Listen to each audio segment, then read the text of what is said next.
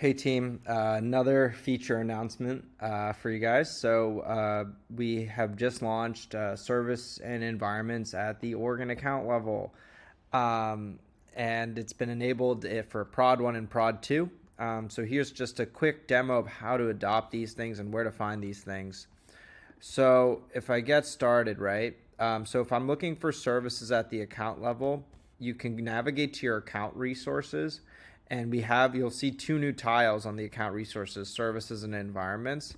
So if I create a service, I'll actually configure this one that I started.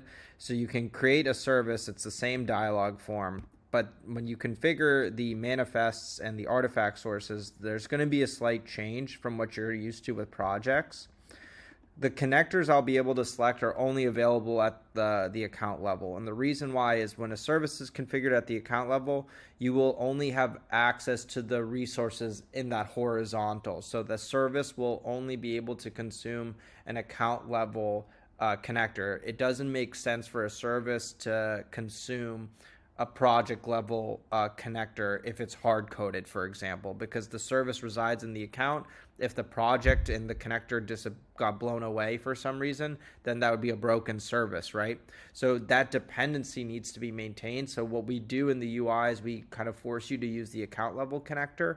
And also, if you want to use the service in lower levels and have them use lower level connectors, you can specify it as a runtime and pass in the proper value when you reference it in a project.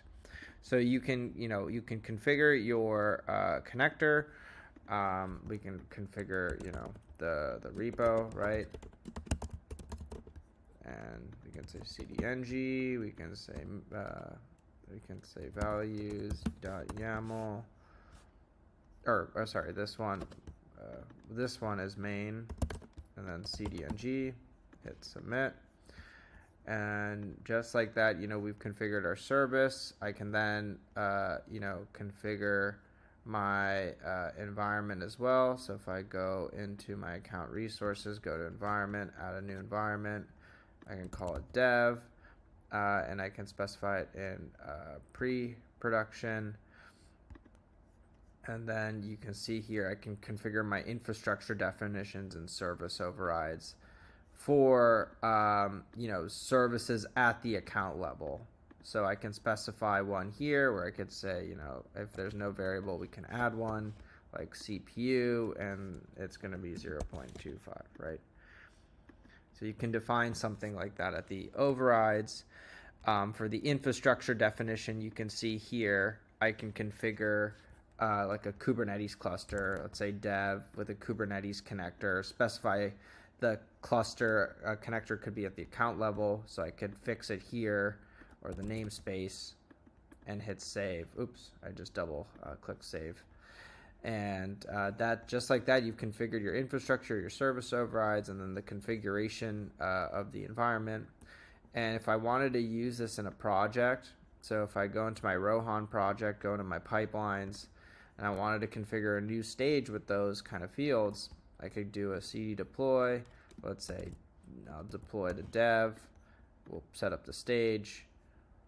And then in my service listing, you'll notice now we have this 3 modal like connectors where I can pick which service I want to use. Same applies to the environments. You'll see the dev environment, and then you'll see the infrastructure listing for that environment.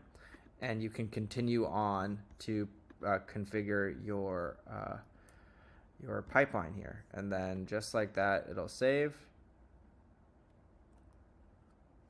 And you're ready to go.